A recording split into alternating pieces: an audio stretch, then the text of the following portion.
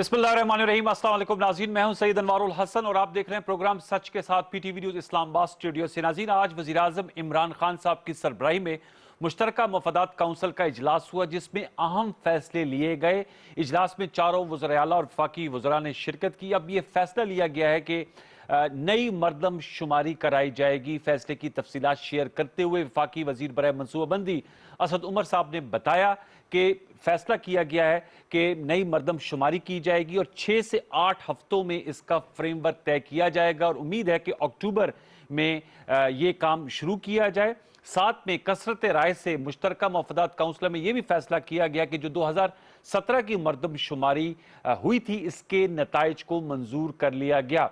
पंजाब, बलूचिस्तान, खैबर पख्तूनख्वा के वज़ीर आला ने इसके हक में वोट दिया, जबकि सिंध के वज़ीर आला ने इसकी मुखालफत की। उन्होंने कहा कि चूंकि इसकी कबूलियत अक्रॉस द बोर्ड नहीं थी, इसलिए बेहतर यह है कि नई मरदमशुमारी की जाए। लेकिन उन्होंने ये साथ में ये भी एक सवाल के जवाब में बताया कि जो 2017 की मरदमशुमारी की है, इसे या मुस्तरद किया जा सकता है या मंजूर किया जा सकता है और यही वही तरीका है जिसमें इसमें बेहतरी लाई जा सकती है, लिहाजा इसको मंजूर किया गया है। और आपके इल्म में है कि इंतखाबात हों, एनएफसी अवार्ड हो, उनका बड़ा दारो मदार मरदमशुमारी पर होता है, तो इस पर जरूर गुफ्तगू करेंगे। बहुत अहम इशू है।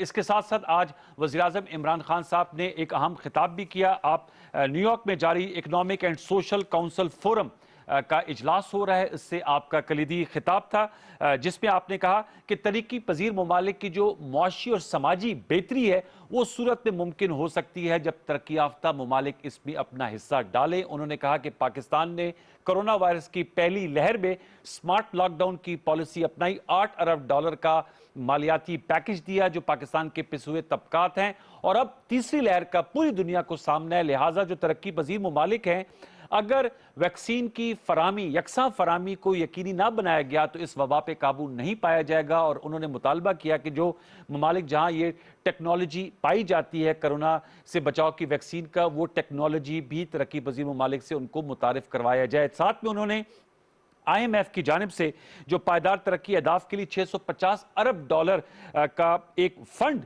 की तजवीज़ दी गई है और जिसको यूनाइटेड नेशन, यूरोपीय यूनियन, चीन और जापान की हिमायत हासिल है, उस इकदाम को भी सराहा। व्यूअर्स, इस पर भी गुफ्तगू करेंगे। और मुल्क की सियासी सतह पे जो आज की बड़ी खबर है, वो पाकिस्तान पीपल्स पार्टी की सेंट्रल एग्जीक्यूटिव कमेटी का इजलास है, जो कल भी हुआ और कल अधूरा रहा, आज वो मुकम्मल हुआ। और इस इजलास में जो फैसले किए गए, उनकी तफसीलात पीपल्स पार्टी के चेयरमैन बिलावल भुट्टो जरदारी साहब ने शेयर की और उन्होंने बताया कि पीपल्स पार्टी PDM के तमाम ओहदों से मुस्ताफी हो रही है। पहले ENP मुस्ताफी हुई थी, PDM से अभी नहीं जा रहे, लेकिन ओहदे छोड़ रहे हैं। और साथ में उन्होंने PDM की जमातों, जाहिर बात है मौलाना फजल रहमान और शाहिद खाकान अब्बासी साहब ने जो शो कॉज नोटिस दिया, उस हवाले से उनका ये कहना था कि पीपल्स पार्टी और ANP से माफी मांगी जाए।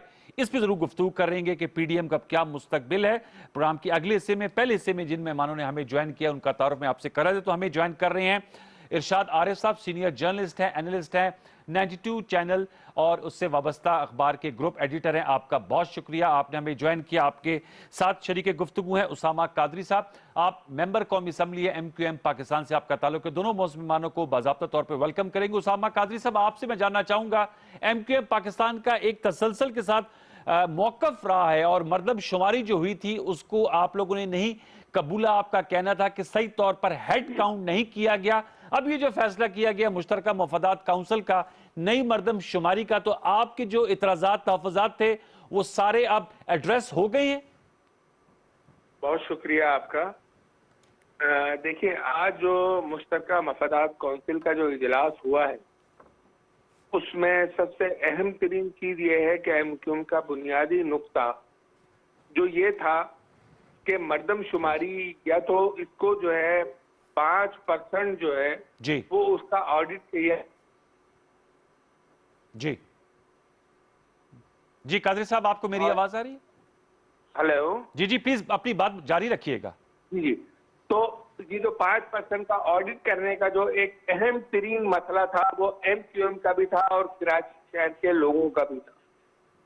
अच्छा, इसके साथ साथ जब आज मुश्तरका मफादात काउंसिल ने जब ये ऐलान कर दिया कि उन्होंने जो है आइंदा आने वाली मरदमशुमारी के लिए जो है उन्होंने अपना लाएअमल तैयार कर लिया है और एमक्यूएम की उस मौक़िफ़ की तायीद कर दी है कि एमक्यूएम ये कहती थी कि इस मर्दमशुमारी में कराची के साथ जो है बेहिसाब ज्यादतियां की गई हैं और उसके वाज़ेह सबूत भी मौजूद हैं। तो उसके बाद आज मुश्तरका मफादात कौंसिल ने उस बात पर मोहर सबत कर दी है कि अब जो है ये मुश्तरका मफादात कौंसिल और सीईसी का इजलास ने एमक्यूएम उस बात की तायीद कर दी है।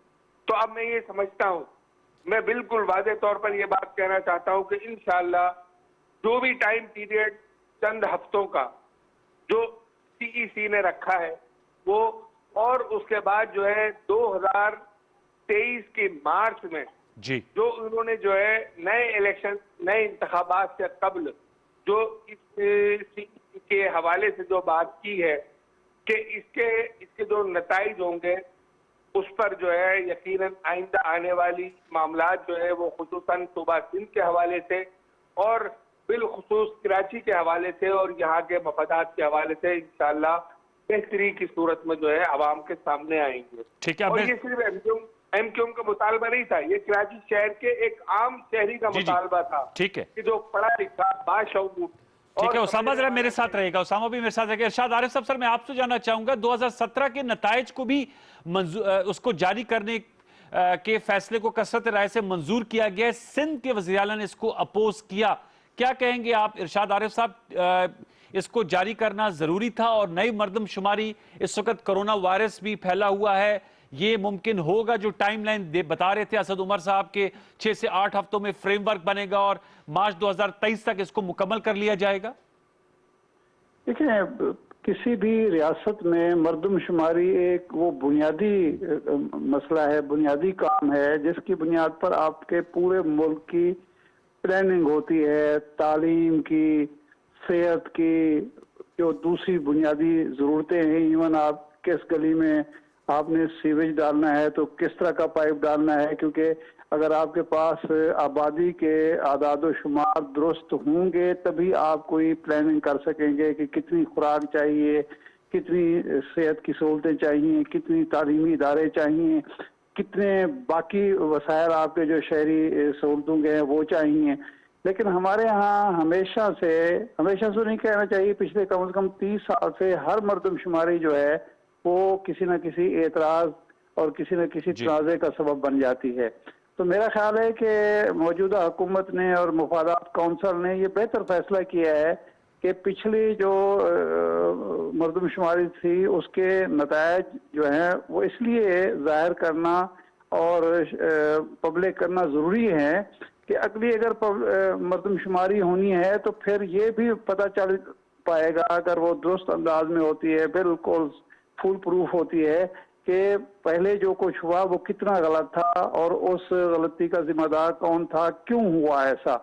अगर आप उसको छुपा दें और पब्लिक ना करें और अगली मर्दमशुमारी कर दें और फिर एक तनाज़ा खड़ा हो जाए तो फिर नया सवाल खड़ा हो जाएगा और नए सिरे से सारा कुछ करना पड़ेगा। मेरा ख्याल है दोनों फैसले मुनासिब हैं और सबको इसकी तायद करनी चाहिए। अब जरूरी ये है तमाम सियासी जमातों की, मजहबी जमातों की, तमाम हुकूमतों की और अल्लाह करे के बल्दियाती इदारे भी उस वक्त तक वजूद में आ जाएं कि 100% दुरुस्त किस्म की मर्दमशुमारी हो, ताकि उस मर्दमशुमारी की बुनियाद पर हुकूमतों को, हर सूबे की हुकूमत को वसायल मिलें, हर तहसील और ज़िले को आबादी की बुनियाद पर वसायल मिलें और उसकी बुनियाद पर दुरुस्त प्लानिंग की जा सके। तो मेरा ख्याल है इस फैसले की तायद होनी चाहिए। अब ये बहुत बड़ी जिम्मेदारी है ख़ासतौर पर वफाकी हुकूमत पर, जिसने ये काम करना है कि वो फौज की मदद ले, वो रेंजर्स की मदद ले, वो पुलिस की मदद ले। एक तो मर्दमशुमारी 100% दुरुस्त हो, दूसरा उसमें किसी किस्म की रुकावट न डाली जा सके, जो मर्दमशुमारी के लिए अमला दरकार है उसकी हिफाजत यकीनी बनाई जाए, और जो अगर खुदा न खासा कोरोना मजीद कुछ अर्से तक मौजूद रहता है तो इसके SOPs को बरकरार रखते हुए एक फुल प्रूफ किस्म की मर्दमशुमारी हो सकती है। इरशाद साहब मेरे साथ रहेगा। उसामा, मैं आपसे जानना चाहूंगा, जाहिर बात है उस पर सवालात थे और आपने बिल्कुल ठीक कहा कि कराची में जितनी भी सियासी कुव्वतें उनको था कि सही हेड काउंट नहीं हुआ, शफाफियत के हवाले से सवालात उठाए गए। अब क्या बेहतर लाएमल इख्तियार किया जाएगा, क्योंकि MQM पाकिस्तान वफाक में आप कोलिशन पार्टनर हैं, सिंध में आप हिज़्ब इख्तिलाफ में हैं, पीपल्स पार्टी वहां पर बरसर इक़्तिदार है। मैं आपसे जानना चाहूंगा, इसमें सूबाई हुकूमत, सूबाई अमले का भी बड़ा कलीदी किरदार होता है। क्या अब होना चाहिए कि इस मरतबा, क्योंकि इट्स अ ह्यूज एक्सरसाइज, 17-18 माह पर यह मुहित होती है कि जो नताइज हैं उनकी कबूलियत जो है वो हर सतह पे अक्रॉस पॉलिटिकल डिवाइड, वो क्या पैमाना होना चाहिए? उसामा जी जी, देखिए इरशाद आरिफ साहब ने अभी जो बात की है, मैं बिल्कुल मनोअन उनकी एक बात से इत्तेफाक करता हूं कि उन्होंने आइंदा होने वाली जो 2023 मार्च जो कही गई है उस हवाले से जो उन्होंने पॉइंट जो है वो रेज किए हैं, वो यकीनन इस वक्त पाकिस्तान के हर शहरी के दिल की आवाज है और खुसूसन जो है वो कराची के शहर की वो बिल्कुल बिल्कुल आवाज है। अब मैं इसके साथ साथ एक चीज मजीद इसमें इजाफा करूंगा जी कि देखिए, अगर इस वक्त जो है दीगर सूबों के वज़राए आला ने अगर इस पर जो है वो उन्होंने उन्होंने तहफ़्फ़ुज़ात का इजहार करने के बजाय सिर्फ सिंध के वज़ीर आला ने उस पर तहफ़्फ़ुज़ात का इजहार किया, तो मैं ये समझता हूँ कि आइंदा आने वाली मरदमशुमारी को जो बैनुल अक़वामी क़वानीन है, बैनुल अक़वामी सूरत हाल है, उसमें जो आपको जो चीजें दरकार हैं टेक्नोलॉजी हवाले से आप जो है आप उसको जो है उसको बरूए कार लेकर आए। ये आपने अहम नुकता उठाया उसामा, आपने बिल्कुल ठीक है कि टेक्नोलॉजी का इस्तेमाल करें। साथ में ये भी जानना चाहूंगा, ये भी एक MQM पाकिस्तान का इशू था कि जो रेजिडेंस का पता है, जो कराची में बहुत सी अब आप कसीरुल जहद कौमें वहां पर रहती हैं, उर्दू स्पीकिंग लोग मौजूद हैं, सिंधी स्पीकिंग लोग मौजूद हैं, पश्तो स्पीकिंग, हजारा, पंजाबी, बलोच स्पीकिंग, तो आप समझते हैं उसका भी तय होना चाहिए कि जो वहां के मुस्तकिल रहायशी हैं जिनका मौजूदा पता कराची है, उसमें क्या MQM का मौकफ है, पहले क्या किया गया था और अब क्या होना चाहिए, इख्तिसार से बताइएगा। देखिए इसमें जो है ना, इसमें कराची जो है वो एक ऐसा शहर है कि जो फूलों का गुलदस्ता है। जी जी, बिल्कुल, इसमें हर नस्ल का और हर रंग का फूल मौजूद है। ठीक है, तो मैं जो है ना, मैं इस बात पर इत्तेफाक रखता हूँ कि वो जो है वो तमाम लोग जो इस शहर को ऑन करते हैं, जो किसी भी सूबे से और किसी भी जिले से ताल्लुक रखते हो, जो इस शहर को ऑन करते हैं, वो इस शहर के बाकी हैं। ओन से क्या मुराद है? शाख्ती कार्ड पर ही होगा ना मर्दमशुमारी का इंदराज? तो जी ओनरशिप से क्या मुराद है आपकी? मर्दमशुमारी के इंदराज के हवाले से मैं आपको बता दूं कि इसमें जो सड़कों पर सोने वाला शख्स है उसका भी इंदराज होना चाहिए। वो शख्स जो कच्ची आबादी में रहता है उसका भी इंदराज होना चाहिए। वो शख्स जो यहाँ के गली मोहल्लों में रह रहा है उसका भी इंदराज होना चाहिए। और ये सब इंदराजात जो है ये इंतहाई जरूरी है। लेकिन इसके लिए जरूरी सबसे अहम तरीन चीज ये है कि इस इंदराज का ताल्लुक जो है वो इदारे करे, वो टेक्नोलॉजी करे कि जिसमें ये साबित हो जाए कि कराची शहर की आबादी जो है वो आज कितनी है। लेकिन बदकिस्मती आज तक ये रही है कि 1970 में जो मर्दमशुमारी की गई थी उसमें 71 में भुट्टो साहब ने जो है मर्दमशुमारी को 70 लाख की आबादी को 35 लाख दिखाया। चले, अब मेरे ख्याल में अब तो आप लोग हुकूमत में भी है, ज़रूर बता आपकी राय में वजन है, इसको जरूर सुना भी जाएगा। इरशाद साहब, मैं आपसे कमेंट लूंगा, फिर हम दूसरे अपने सेगमेंट की तरफ बढ़ेंगे। सर, अब ये एक स्टिकिंग पॉइंट था, एक इशू था, इरिटेंट था कि कराची में जो हेड काउंट है उसमें मुख्तलिफ, जैसे उसामा भाई कह रहे हैं कि मुख्तलिफ कौमियतें आबाद है। आपकी क्या राय, क्या तरीक़ेकार होना चाहिए?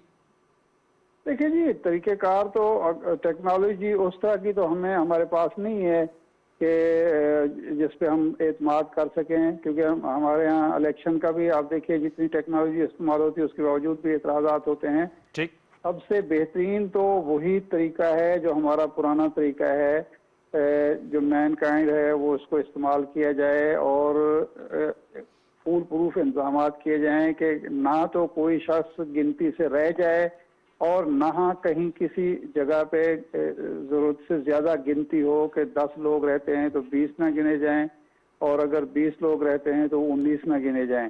ठीक, ये इस पे मेरा ख्याल है इमरान खान साहब को चाहिए कि सियासी जमातों की एक मीटिंग बुलाएं।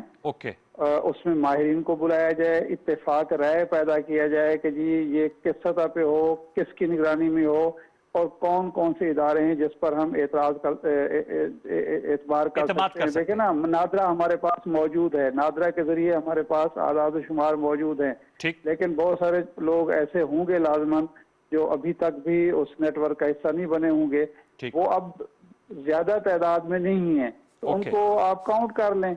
और उसके बाद क्योंकि फैमिली ट्री भी आपके पास मौजूद है और बाकी सारे जो मामलात हैं वो भी मौजूद हैं। अब गिनती कोई मुश्किल नहीं है, मुश्किल नहीं। आपने ठीक है कि इसका फ्रेमवर्क तय करना चाहिए। आप मेरे साथ रहेगा उसामा कैस साहब, हम आपका शुक्रिया अदा करते हैं। थैंक यू वेरी मच कि आपने हमें ज्वाइन किया। व्यूअर्स, ये अहम डेवलपमेंट हुई है, इसलिए हमने सोचा कि इससे जरूर बात की जाए। मर्दमशुमारी, क्योंकि इस पर हर चीज बुनियाद रखती है कि हमारे तरक्की के अहदाफ क्या होंगे, हमारी आबादी कितनी है, उनकी पर कैपिटा इनकम कितनी होनी चाहिए, हर जिले हर सूबे को कितना शेयर मिलना चाहिए। हम उम्मीद करेंगे कि 2017 में 19 साल बाद, ये 1998 के बाद 2017 में किया गया था, अगरचे ये आइन में हर 10 साल बाद है, लेकिन ज्यादा गैप आया था, एक ह्यूज एक्सरसाइज हुई थी, उस पर जो सवालात उठे थे। इस मरतबा जब नई एक्सरसाइज होने जा रही है, उन सवालात का सही जवाब मिल सके और तमाम पार्टीज और लोगे और कौमियतें इसको माने।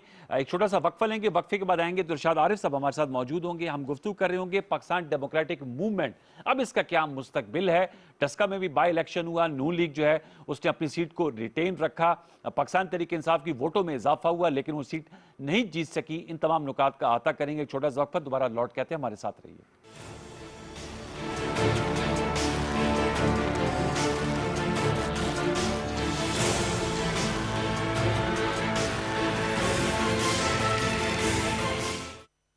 महीना मेरा है, रब कह रहा है, ज़मीं पर नूर की आमद है आमद, खजीना रहमतों का खुल रहा है। ये बख्शिश मग़फ़िरत का है सफीना, गुनाहों से हर एक दिल धुल रहा है। इबादतों में है एक इबादत फलाह का जज्बा, सादतों में है एक सादत फलाह का जज्बा। रोशन है दिल जिस दिल में है एहसास हर इंसान का, हर एक नफस पर फर्ज है एहसास हर इंसान का।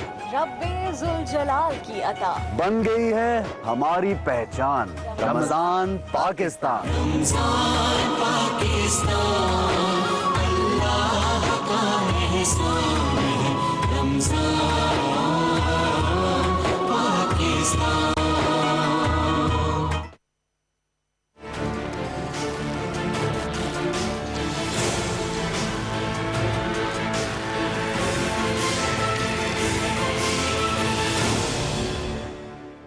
Welcome back viewers. जरा मुल्क की सियासत का अहाता करेंगे। रमजान शरीफ की भी आमद है, लेकिन रमजान शरीफ से कबल अहम दो वाकयात हुए। एक तो डस्का का बाई इलेक्शन, स्टेक्स बहुत हाई थी। वैसे तो एक ही जिमनी इंतखाब था, लेकिन इस पे बहुत ज्यादा स्टेक्स बनी हुई थी। 1-to-1 फाइट थी, पीटीआई वर्सेस पीएमएलएन। और आज जो पाकिस्तान पीपल्स पार्टी के चेयरमैन बिलावल भुट्टो जरदारी साहब ने सीसी का इजलास 2 दिनों में जाके कंक्लूड हुआ। एक दिन में नशिस्त अधूरी रही, फैसले पे नहीं पहुंचे थे। आज उन्होंने गुफ्तगू की है, उसके क्या नतायज हो सकते हैं इस पर गुफ्तगू करेंगे। इरशाद आरिफ साहब तो हमें ज्वाइन किया हुआ है, उनको हम दोबारा से वेलकम करेंगे। एजाज चौधरी साहब, सेनेटर एजाज चौधरी साहब ने हमें ज्वाइन किया, पाकिस्तान तहरीक इंसाफ के सीनियर, और मैं उनको भी वेलकम करते हैं।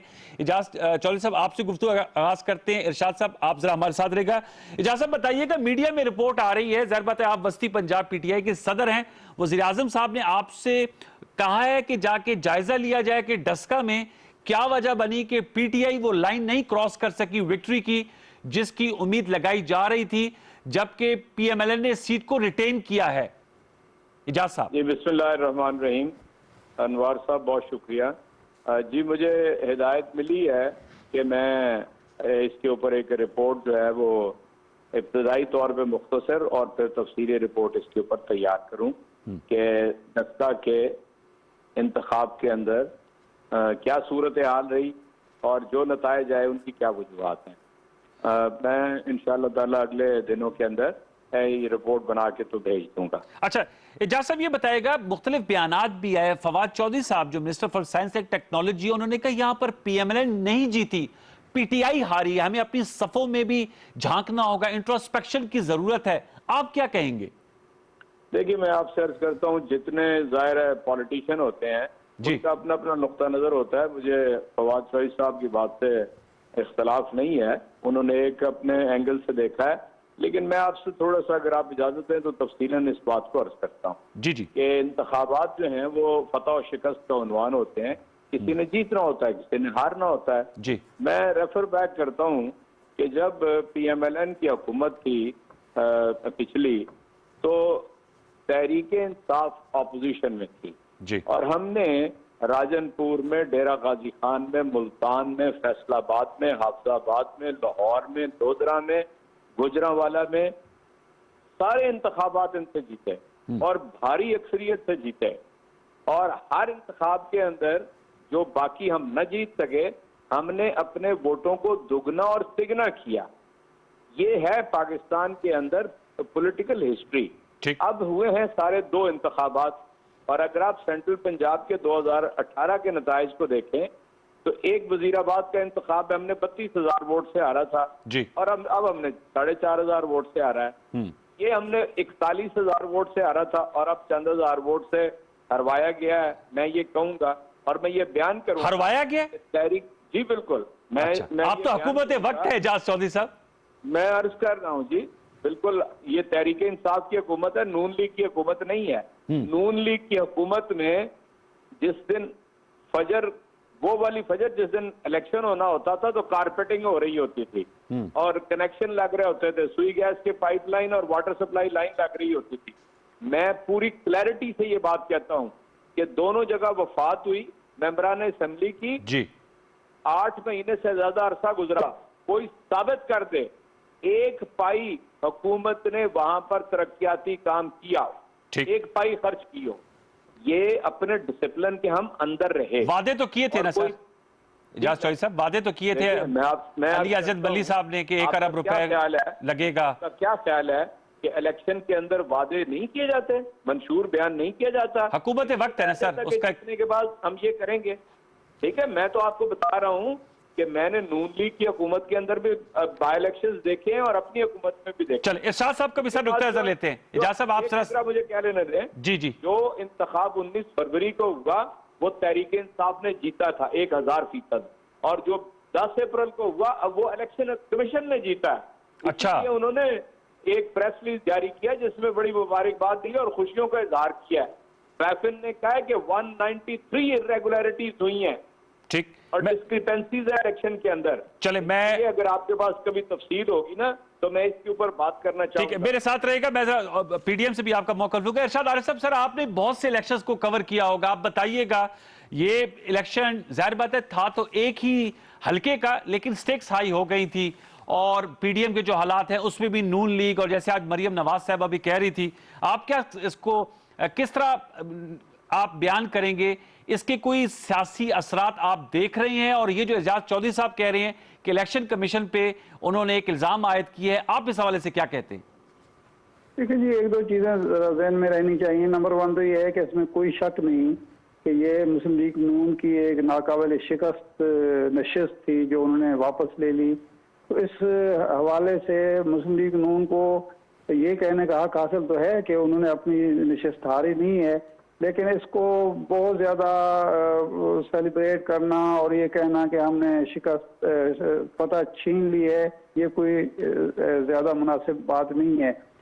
लेकिन जो तहरीक इंसाफ की हार है या शिकस्त है उसका तजिया इस अंदाज में नहीं हो सकता कि मलबा इलेक्शन कमीशन पर डाल दिया जाए, किसी एक पर डाल दिया जाए। जो बात एजाज चौधरी साहब कह रहे हैं कि नवाज शरीफ के दौर में वो मुतअद्दिद ज़िमनी इलेक्शन तहरीक इंसाफ जीतती रही जी, इसका मतलब ये था, और उस वक्त सारे तजिया नगार ये कह रहे थे कि तहरीक इंसाफ आगे बढ़ रही है, उसकी मकबूलियत में इजाफा हो रहा है और मुस्लिम लीग नून की मकबूलियत कम हो रही है।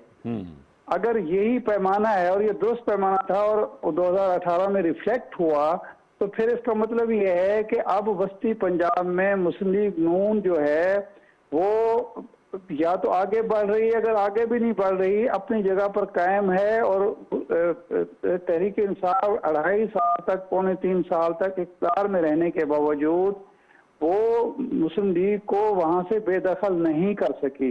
ये लम्हा फिक्रिया है तहरीक इंसाफ के लिए, जिसके पास हुकूमत है, जिसके पास पुरजोश और ईमानदार वर्कर हैं, नजरियाती वर्कर हैं, और जिसकी पूरे मुल्क में हुकूमत है, सूबे में हुकूमत है, और जिसको मीडिया की और इदारों की बहुत ज्यादा तायद और हिमायत हासिल रही है, जिसमें अभी तक मीडिया की हद तक तो कुछ कमी आई है, लेकिन बाकी सारे इदारे उसके साथ ताउन कर रहे हैं। अगर वो शिकस्त खाते हैं इस तरीके से इस नशिस्त पर, बल्कि दोनों नशिस्तों पर, वजीराबाद वाली सूबाई नशिस्त भी उन्होंने हारी है, तो ये लम्हा फिक्रिया होना चाहिए। और मुझे जो वजह नजर आती है वो ये है कि एजाज चौधरी साहब मुझे माफ करेंगे कि पंजाब में खान साहब ने जिस आदमी को मुकर्रर किया हुकूमत का और जिसके हवाले इख्तियारात भी किए, वसाइल भी किए, वो ना तो पार्टी को फाल रख सका है, उसको उसके लिए बजाय वो एसेट साबित होने के बोझ बन गया है, पार्टी अमलन तितर बितर हो चुकी है, ना वो अरकान असम्बली को मुतहद रख सका है, ना उसकी जो हुकूमती मामलात है उस पर कोई गिरफ्त है। और वो रिफ्लेक्शन है कि जो मायूसी होती है किसी जमात के अंदर, वो फिर वोट की सूरत में आती है, अंदर उसके नतायज होते हैं कि मसलन महंगाई है, ठीक है, ये मानना पड़ेगा कि इस हल्के में महंगाई एक बड़ा फैक्टर था जिसको डिस्कस किया गया और उसके असरात मुरतब हुए हैं। क्योंकि लोग कहते हैं कि देहातों में तो महंगाई का बहुत ज्यादा, देहातों में बिजली महंगी, बिजली महंगे डीजल की वजह से, महंगी खादों की वजह से, महंगे जरिए अद्वियात की वजह से देहात भी मुतासर हो रहे हैं। ठीक, तो उसको कंट्रोल करना सुबह इरशाद साहब इसका मैं जवाब लेता हूं, फिर मैं पीडीएम का भी जरूर आपसे पूछूंगा। जी, अगर एजाज चौधरी साहब इस पे आप जवाब देना चाहेंगे सर? नहीं, मैं सिर्फ नहीं, मैं बाकी सारी कोई किसी बात पे जवाब नहीं देना चाहता। एक बात मैं जरूर कहना चाहता हूँ, देखिए ये रेपिटेशन ना हो जाए। 2018 के इंतखाब में सेंट्रल पंजाब में जो रिजल्ट था, हमने उससे कहीं ज्यादा वोट लिए हैं, गो के बजाहिर हम नहीं जीत सके। एक सिर्फ तो मैं ये कि हम आगे बढ़े हैं, कमी नहीं हुई। अच्छा, और ये दोनों PMLN की बहुत ही गढ़ वाली और रवायती निशिस्त, हम इसमें आगे बढ़े। दूसरी बात एक मैं अर्ज करता हूँ, जो महंगाई बेलाशुबा शहरों के अंदर उसने लोगों को मुतासर किया है, ये जो नई जिंदगी है ना जी, पिछले 2.5-3 बरस के अंदर कोई किसान, कोई काश्तकार ऐसा नहीं है जिसने मुनाफा अपनी फसल का ना कमाया हो। ठीक, और वहां पर वो असरात महंगाई के नहीं है जो शहरी जिंदगी के अंदर हैं। इसलिए मैं समझता हूं कि वहां पर इसके उस तरह की शिद्दत नहीं है। आपको मैं ये अर्ज करूं कि अगर डस्का के इलेक्शन को आप ले लें और डस्का जो शहर है, सिटी म्यूनिसिपल कमेटी, उसके वोट को आप निकाल दें तो तहरीक इंसाफ दोनों दफा जीती है। यानी देहात के अंदर लंबी लीड थी और दूसरे इलेक्शन में जो लीड कम हुई उसमें आप मानिए ना मानिए इस कदर खतीर पैसा डाला है PMLN ने कि आदमी हैरान रह जाता है। और दूसरा, जो कुछ पूरे 1.5 महीने में इलेक्शन कमीशन और सुप्रीम कोर्ट में होता रहा, उसका रिफ्लेक्शन आया, वोटर को उसने डिमोटिवेट किया है। ठीक है एजाज साहब, ये आपने कहा उसने डिमोटिवेट किया। मैं जरा चाहूंगा कि इस पे भी पीडीएम पे इरशाद आरिफ साहब, सर ये बिलावल भुट्टो जरदारी साहब ने जो आज प्रेस कॉन्फ्रेंस की है, आप क्या समझा जाए?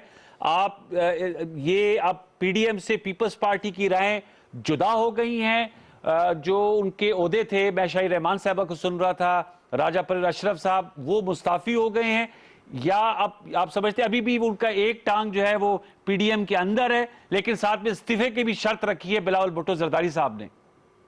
देखिए, अमलन तो अलहदगी हो चुकी है, लेकिन चूंकि जो बुनियाद पहला तासीसी इजलास पीडीएम का था जहां पीडीएम तश्कील पाई, वो बिलावल भुट्टो की दावत पर हुआ था, तो वो ये समझते हैं कि यहाँ तो चूंकि मिल्कियत चलती है ना, यहाँ तो विरासत चलती है, वो ये समझते हैं कि ये नवाज शरीफ की मिल्कियत नहीं है या फजल रहमान की मिल्कियत नहीं, ये हमारी मिल्कियत है, हम अपनी मिल्कियत से क्यों दस्तबरदार हूँ।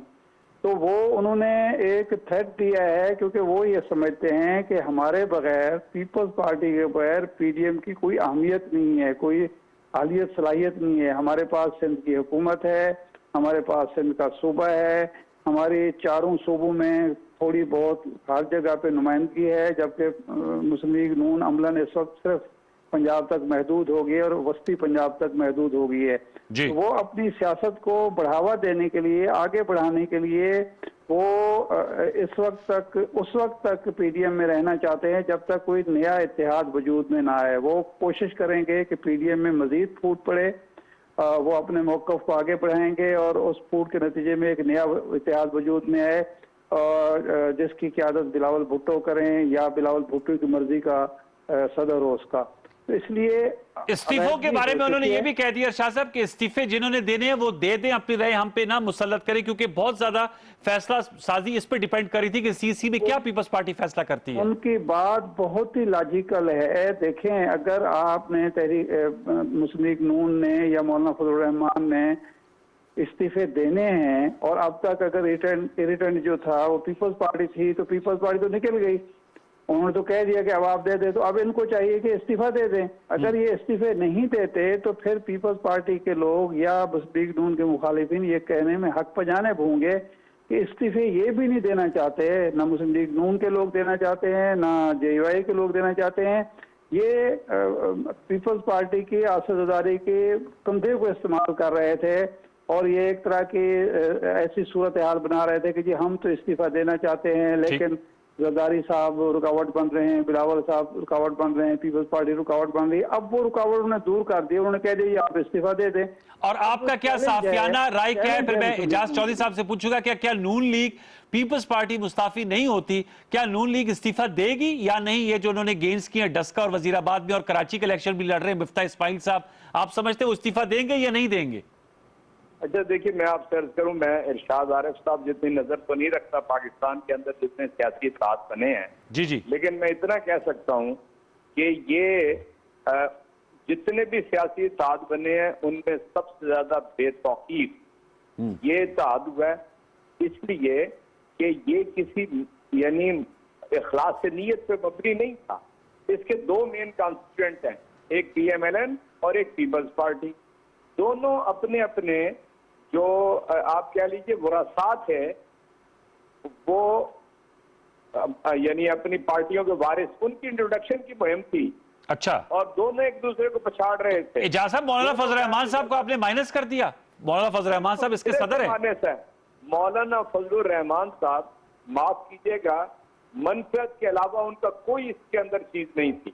ये चीज मैं पूरी जिम्मेदारी से अर्ज कर रहा हूँ, ठीक है जी। अच्छा, इससे ज्यादा चूंकि उनके नाम के साथ मौलाना लगता है, मैं और कोई बात नहीं कहना चाहता, ठीक है। और आपने देखा कि पहले मरियम ने इस कदर यानी अपनी हैसियत को गिराकर पीपल्स पार्टी के घर जाके और जिस तरह फूले निशावर किए मोहतरमा बेनजीर की खबर के ऊपर, और जिस तरह पीपल्स पार्टी जिंदाबाद के नारे लगाए, यानी उसने यानी अपने आप को इतना नीचे गिरा लिया कि शायद वो पीपल्स पार्टी को जुल्म दे सकेंगी। पीपल्स पार्टी बहरहाल एक बड़ी तवील जद्दोजहद। अच्छा, अब ये मुझे बताया कि बड़ी सियासी जमात है, being a political worker and a politician, हुक्मरान जमात से ताल्लुक है, ऐसी कमजोर अपोजिशन में तो आपके पास एक अपॉर्चुनिटी है कि आप लोगों का जो अपना एजेंडा है उसको तकमील तक पहुंचाया जाए। इजाज चौधरी साहब, कितना ज्यादा अनवार भाई मसला पता क्या है? जी जी, ये 1.25 साल तो जिस तरह कोविड में हम फंसे हुए हैं, जी जी, और पूरी दुनिया जो है तबाह बर्बाद हो गई है, मैं समझता हूँ अल्लाह ताला का एहसान है और इमरान खान की नेक नियति की वजह से अल्लाह ताला खास करम कर रहा है कि हम दुनिया में यानी कोविड को हैंडल करने वाले मुल्कों में से लोग हमारी मजीद मिसाल देते हैं। अगर ये ना होता और हमने इब्तदाई जो मईशत हमने इनहेरिट की है वो जरा सी बेहतर होती, आज सूरत हाल बिल्कुल मुख्तलिफ होती, ठीक। लेकिन ये क्यास पैदा करने की तो कोशिश करते हैं। फिर हमारे यहाँ जो सियासत के अंदर सियासतदान है उनका जो किरदार है ना जी, वो असल में बहुत ही डुबियस है। ठीक, के अंदर पैसे का इस्तेमाल होना, उसके अंदर यानी दबाव में आ जाना, ये अगर दो चीजें खत्म हो जाएं तो शायद हम थोड़ा तेज आगे। जैसा आप ठीक कह रहे हैं, लेकिन ये जो जहांगीर तरीन फैक्टर है ये तो नहीं अब आपके लिए एक रास्ते की रुकावट बनेगा? देखिए, मैं इसके ऊपर बड़ा क्लियर हूँ, मुझे कोई इसमें भाव नहीं है। जहांगीर खान तरीन तहरीक इंसाफ के हैं, नंबर अच्छा। नंबर 2, इमरान खान ने ये फैसला किया हुआ है कि चाहे यानी तहरीक इंसाफ हो, चाहे नून लीग हो, चाहे पीपल्स पार्टी हो, जो कानून का सामना करना पड़ेगा उसको वहां पे जाना पड़ेगा। मैं जरा इरशाद आरिफ, पहले ठीक है, इरशाद आरिफ साहब से वफाकी और सूबाई गुजरा होके गुजरे। ओके, आपने बात की थी। इरशाद आरिफ साहब, सर टुवर्ड्स द एंड बताएगा, आपको अब नई अपोजिशन में सफबंदी नजर आ रही है? जैसे आपने कहा ANP, Jamaat Islami, peoples party, PMLN, JUIF, Sherpao group और बलूचिस्तान नेशनल पार्टी, सर ऐसा नजर आ रहा है आपको अब? नहीं, बिल्कुल साफ नजर आ रहा है, साफ नजर आ रहा है नहीं होगी। अच्छा, बिल्कुल नहीं होगी। और ये हुकूमत के लिए ज्यादा खतरनाक बात है या हुकूमत के लिए आसान बात है?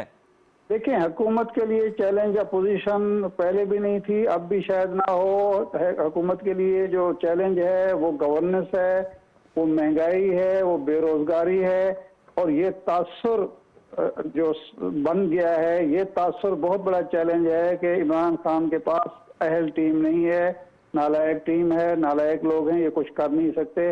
इस तासुर को अगर दूर नहीं किया जाता तो इमरान खान और तहरीक इंसाफ की कश्ती खुद ही डूब सकती है। उसके लिए अपोजिशन की जरूरत नहीं है किसी किस्म की। इस पर तवज्जो अभी तक नहीं दी जा रही। खासतौर पंजाब में अगर मामला ठीक न किए गए, मुल्क के सबसे बड़े सूबे में मामला ठीक न हुए, तो फिर अपोजिशन हो ना हो, कमजोर हो मजबूत हो, अगला बल्दियाती इलेक्शन जीतना, अगला इलेक्शन जीतना, बल्कि मेरा ख्याल है बजट मंजूर कराना भी मुश्किल हो जाएगा हुकूमत के लिए। ये जाज साहब टुवर्ड्स द एंड सर, ये बहुत बड़ा चैलेंज वो कह रहे हैं। अगर आपने अपनी टीम में, वैसे तो प्राइम मिनिस्टर इमरान खान साहब ये कहते हैं कि वो अच्छी टीम सेलेक्ट करते हैं, पंजाब पे मुसलसल हिट कर रहे हैं इरशाद आरिफ साहब, चूंकि लाहौर में मौजूद हैं। जी बिल्कुल बिल्कुल, उनको जी वास्ते हाल है। मैं आपसे अर्ज करता हूँ, तहरीक इंसाफ वाहिद पाकिस्तान के चारों सूबों और गिलगित बल्तिस्तान और कश्मीर की जमात है जी। बाकी सारी जमातें इलाकाई हैं, इलाकाई इत्तेहाद बन सकते हैं, कोई मुल्की इत्तेहाद नहीं बनेगा। एक बात तो ये ज़हन रखिए। दूसरी बात ये है कि जितने प्रोजेक्ट हैं इस साल के आखिर तक अगर मैच्योर पंजाब में हो गए तो इंशाअल्लाह ताला सूरत हाल बेहतर होगी। अगर हम अपना ये जो यानी सेहत कार्ड है वो पूरे पंजाब में 31 दिसंबर तक तकसीम कर बैठे, अगर हम इसके अंदर ये जो नया हाउसिंग प्रोजेक्ट है उसको ले आए, पूरी तरह लॉन्च कर सके, अगर हमने कपास के लिए और बिलखुसूस गंदम के लिए अच्छी मनसूबाबंदी कर ली किसानों के लिए, तो बेहतर नतीजे आएंगे। जिम्मेदारी से कहता हूं कि इस साल के आखिर तक बेहतर सूरत हाल हो। बहुत बहुत शुक्रिया सेनेटर एजाज चौधरी साहब आपका। इरशाद आरिफ साहब, व्यूअर्स, ये अहम हमने चूंकि ज़ाहिर बात है अपोजिशन और हुकूमत के लिए मुल्की सियासत में जो इस वक्त वाक़यात हो रहे हैं उस पर अपने लिए सिल्वर लाइनिंग तलाश करनी होगी। इससे हमने अहाता कि एक छोटा सा वक्फ लेंगे, वक्फे के बाद आएंगे तो एक अच्छी खबर इकोनॉमिक फ्रंट पे ये है कि जो हमारी तरसीलात ज़र हैं, रेमिटेंसेज हैं, उसमें स्ट्रेट 10वें महीने इजाफा हो रहा है और जो ओवरसीज पाकिस्तानी हैं, समुंदर पर पाकिस्तानी, वो पाकिस्तान अपना ज़र मुबादला भेज रहे हैं। इसको प्राइम मिनिस्टर साहब ने भी अप्रिशिएट किया है। इसका क्या इम्पैक्ट हो सकता है, इकोनॉमी को और कैसे मजीद बेहतर किया जा सकता है, इन नुकात पर हम गुफ्तगू करेंगे। एक छोटा सा वक्त, दोबारा लौट के आते हैं, हमारे साथ रहिए।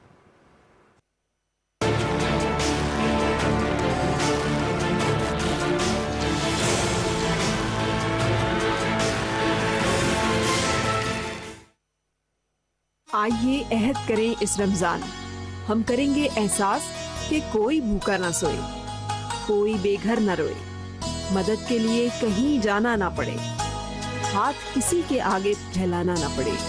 मरीज को फिक्र हो तो सिर्फ मर्ज की, ना के इलाज की खातिर किसी कर्ज की। आपका और हमारा रिश्ता है एहसास का। इस बार रमजान में हमारा मकसद बहुत खास है। हमारा रमजान हमारे लोगों की फलाह से जुड़ा है। हमारा रमजान सिर्फ PTV न्यूज़ पर। हमारे साथ रहिएगा।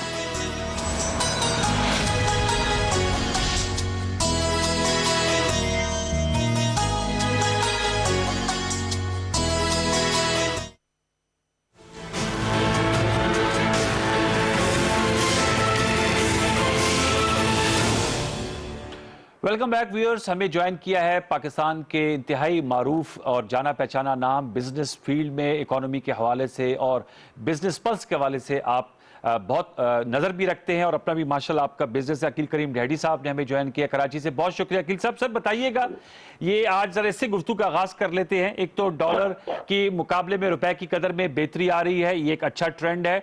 दूसरा जो रेमिटेंसेज है पाकिस्तानी, जो समुद्र और पाकिस्तानी वो हमें भेज रहे हैं, और आज प्राइम मिनिस्टर साहब ने भी ट्वीट किया कि मुसलसल 10 माह तक माहाना $2 अरब से जायद भेजे हैं। इस रुझान की क्या वजह है? आप क्या, क्योंकि आप फाइनेंशियल कैपिटल सिटी में बैठे हुए कराची में, अकील भाई क्या कहेंगे?